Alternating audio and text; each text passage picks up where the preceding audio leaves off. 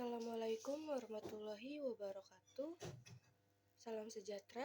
Perkenalkan, nama saya Nadia Salwa Aulia dari kelas AA1 Prodi Manajemen akan mereview sebuah buku, yaitu buku yang bertema Buku Ajar Pengantar Bisnis yang karyanya ditulis oleh Nika Dek Yan Komalasari. Baik kepada dosen pengampu Bapak Denny Indra Purnama Koto, SIP MM. Mari kita langsung mereview bukunya. Bab ke-1 isinya tentang bisnis dan lingkungan. A. Pengertian bisnis. Menurut Altes, bisnis adalah sebuah proses yang dilakukan oleh individu atau kelompok dalam menciptakan atau mempertukarkan kebutuhan dengan tujuan untuk memperoleh keuntungan, khususnya secara finansial. B. Tujuan bisnis. Altes tahun 2011 menguraikan beberapa tujuan umum yang ingin dicapai oleh organisasi bisnis. Yang pertama, pemenuhan kebutuhan dan keinginan konsumen menjadi salah satu tujuan utama bisnis. Yang C. Lingkungan bisnis. Lingkungan bisnis atau disebut business environment dapat diartikan sebagai keseluruhan unsur-unsur yang dapat saling berhubungan dan saling mempengaruhi terhadap suatu keadaan dan kegiatan tertentu. Bab keduanya, tanggung jawab sosial. A. Pentingnya tanggung jawab sosial dalam bisnis. Perusahaan yang selalu berhubungan dengan masyarakat itu dalam menjalankan kegiatan usahanya tidak hanya bertanggung jawab secara hukum dan mendapatkan laba semata, tetapi juga mereka dituntut akan adanya tanggung jawab sosial di dalamnya. B. Program tanggung jawab sosial bisnis. Dalam melaksanakan program tanggung jawab sosial, sebuah organisasi tidak dapat berjalan sendiri. Ada beberapa pihak yang keberadaannya harus dipertimbangkan oleh perusahaan dalam pelaksanaan program tersebut. Menurut Alteza 2011, pihak yang dimaksud yaitu pelanggan, customers, pekerja atau employees, pemegang saham atau stakeholders, kreditur atau creditors, dan masyarakat sekitar atau communities. 3. Tentang bisnis internasional. A. Pengertian bisnis internasional. Bisnis internasional merupakan bisnis yang kegiatan-kegiatannya melewati batas-batas negara. Definisi ini tidak hanya termasuk perdagangan internasional dan pemanufakturan di luar negeri, tetapi juga industri jasa yang berkembang di berbagai bidang seperti transportasi, pariwisata, perbankan, periklanan, konstruksi, perdagangan eceran, perdagangan besar, dan komunikasi massa. Yang B. Peluang bisnis internasional. Peluang pertama datang dari penggunaan teknologi, terutama teknologi informasi.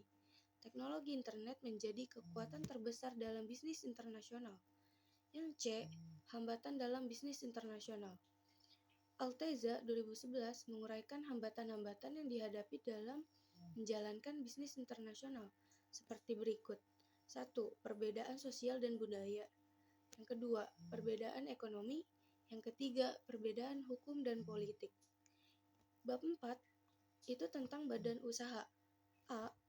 Bentuk badan usaha. Di Indonesia dikenal berbagai bentuk badan usaha. Menurut Alteza tahun 2011 ada dua jenis, yaitu badan usaha perorangan dan persekutuan. Badan usaha perorangan merupakan suatu usaha yang kepemilikan dan pengelolaan yang dilakukan oleh perorangan atau individu. Yang kedua, persekutuan merupakan suatu usaha yang dimiliki oleh dua orang atau lebih untuk memperoleh keuntungan secara bersama. B. Kelebihan dan kekurangan badan usaha. Menurut Alteza tahun 2011, 1. Firma. Kelebihan firma sendiri itu kemampuan manajemennya lebih baik dan pendirian relatif mudah karena tanpa akte pendirian. Adapun kekurangannya yaitu tanggung jawab pemilik tidak terbatas dan kepemilikan pribadi menjadi jaminan bagi kewajiban perusahaan. Yang kedua, kerugian yang disebabkan seorang anggota harus ditanggung bersama oleh anggota lain. Yang kedua, persekutuan komanditer atau Commandeer Vennootschap atau CV. Kelebihan CV: 1. Pendirian relatif mudah. Yang kedua, kemampuan manajerial yang lebih baik dibandingkan perusahaan perseorangan, yaitu ada kekurangan CV. Yang ke-1, kelangsungan hidup tidak menentu. Yang kedua, kesulitan untuk menarik kembali modal yang telah ditanamkan, terutama bagi partner umum. Yang ketiga, itu ada perseroan terbatas atau PT. Kelebihan PT: memiliki sumber dana lebih besar dan kewajiban pemilik modal terbatas.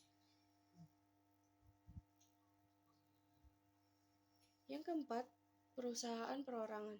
Kelebihan perusahaan perorangan: pendiri sekaligus pemilik bebas mengontrol usaha dan tidak memerlukan kebijaksanaan dalam membagi laba. Yang kedua, kelemahan perusahaan perorangan itu ada dua juga. Tanggung jawab tidak terbatas dalam menjamin utang perusahaan dengan seluruh harta kekayaan pemilik perusahaan. Yang kedua, kemampuan manajemen terbatas, terutama kalau berhubungan dengan penjualan, produksi, pemasaran, maupun pembelanjaan. Yang kelima, ada koperasi. Koperasi atau istilah bahasa Inggrisnya cooperation memiliki pengertian kerjasama yang artinya sekelompok orang bekerja sama untuk mencapai tujuan bersama. Itu menurut Sembiring tahun 2014. Oke, kita sudah memasuki penutup. Saya punya pantun nih.